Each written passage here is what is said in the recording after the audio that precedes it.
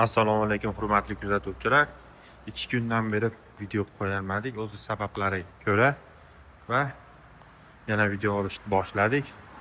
Sizlarga ham qaysi bir mahsulotimiz qiziq bo'lsa, kommentariyada yozib qoldiring. Va sizga alohida shunga o'xshab alohida olib chiqib, bir o'zini to'liq obzorini qilib va narxini aytib o'tamiz. Ko'rib turganlaringdek, Zonlong kompaniyasi ishlab chiqarilgan motorollerlar, Alp zavodida va Xunji zavodida ishlab chiqarilgan motorollerlar hammasidan bor. Xudo xolasa bitta mahsulotni tanlaydigan bo'lsalaring, albatta sizlar uchun ham alohida o'rtaga olib chiqib video qilib ko'rsatib beramiz. Bu tarafda bo'lsa, ko'pchilik bilgan, xalq suygan Pony modelimiz. Bu tarafda bo'lsa, yaxshi ish qiladigan, labolardan arzon, lekin ko'proq yuk ko'taradigan elektronli labo variantimiz. Bu tarafda mototsikllar, replika va original enduro street chopper mototsikllarimiz bor. Kuzatuvchilar, albatta hamma mototsikllarimiz bonuslari bor. Bemalol kelib ko'rib olishlaring, tanlab olishlaring yoki kommentariyada tanlasalaring, albatta alohida obzorini qilib beraman. Bu tarafda bo'lsa, chopper modelimiz Lifan V16S modeli. Kommentariyada qaysi mahsulot qiziqtirishini yozib qoldiringlar hurmatli kuzatuvchilar. Endi Lifan mototsiklimiz ko'pchilik kommentariyada yozib qoldirgan ekan. CG150 model ko'rishlaring mumkin. Juda chiroyli dizayn. Eski Minskilar ko'rinishida, lekin yangilangan holatda. Ko'pchilik bu modelni tanlashining sababi tekis yo'lda ham qulay yuradi, notekis yo'lda ham qulay yuradi va bog'larga ham bemalol kirib yurib chiqib ketsa bo'laveradigan model shu bo'ladi. Yo'l tanlamaydigan modellarimizdan biri.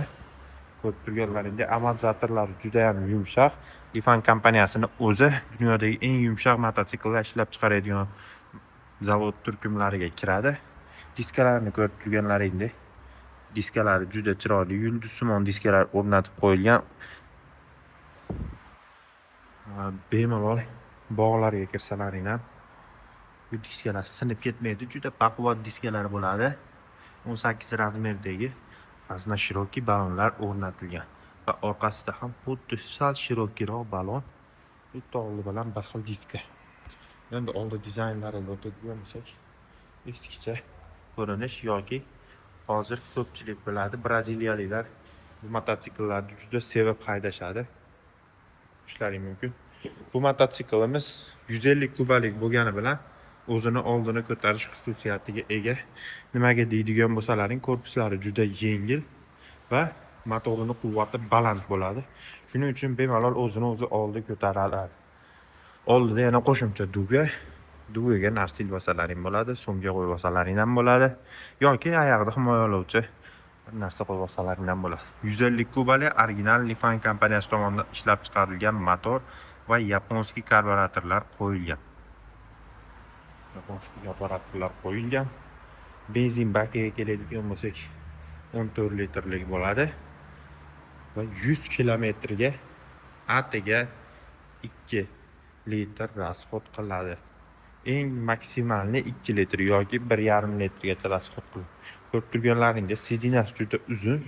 3 kishi ham bemalol sig'sa bo'laveradi va juda og'ir yuklarni ham bemalol ko'tarib ketaveradi bu model. Adashmasam, oldingi videolarimizda ko'rsalaring, 4 kishi ustiga o'tirganlari ham bor. Orqada bo'lsa gulishtirlar o'rnatilgan. Gulishtirlardan ham baland ovozlar chiqmaydi. Qo'shnilarda yoki mahallani bezovta qiladigan ovozlar chiqmaydi bundan. Bu tarafda bo'lsa tepkilar o'rnatib qo'yilgan. Ham tepkilik, ham statorlik bo'ladi bu modelimiz. Old orqa tormozlari troslik. Orqa tormozlarni ko'rishlaring mumkin. Trosli va bu tarafda stepi joylashgan. Stepini ham alohida apshipkalari bilan to'sib chiqarib qo'yishgan. Oldida bo'lsa orqadagi passajir oyoqlarini qo'yib yoki sumka qo'yib ketishingiz uchun qo'shimcha dugalar o'rnatib chiqarilgan. Ularni olib qo'yadigan bo'lsalaring, bu tarafda yana oyoq qo'yish uchun noshkalar o'rnatilgan. Orqa dizaynlariga baho berib qo'yasizlar o'zlaringdan. Ko'rishlaring mumkin. Orqa dizaynlari ham chiroyli tarzda ishlab chiqarilgan. Amortizatorlari ham juda baquvvat. va eng yumshoq amortizatorlardan foydalanilgan holda ishlab chiqarilgan bu modelimiz. Model Yifan CG150. Endi oldi tomonlari faralarini yoqib ko'rsatadigan bo'lsak, xuddi bir eski ko'rinishga, eski yillarga qaytayotgandek bo'lasizlar hozir. Faralarning yonishlari sariq yonadi. Tumanda ham bemalol yurib ketsalaring bo'laveradi. Yo'llaring yorug' qilib beradi, xudo xolasa. Tarafda bo'lsa hozir 5 pog'onali skorochdan iborat. Bir yurib ko'rsatib beraman.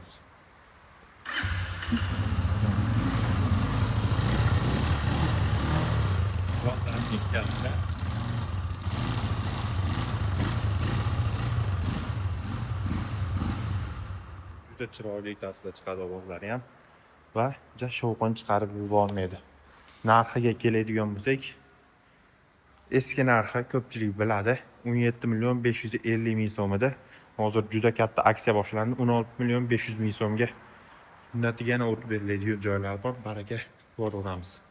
Bemalol pastdagi raqamlarga aloqaga chiqinglar yoki do'konimizga tashrif buyursalaring, albatta boshqa o'zingizni qiziqtirgan mahsulotni ham ko'rib, testlar ko'rishingiz mumkin yoki xarid qilishingiz mumkin.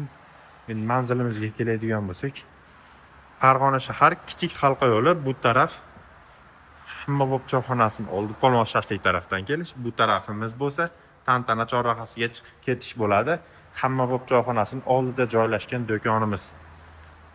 Albatta kechalaring bonusga kaskalarni qo'shib beramiz.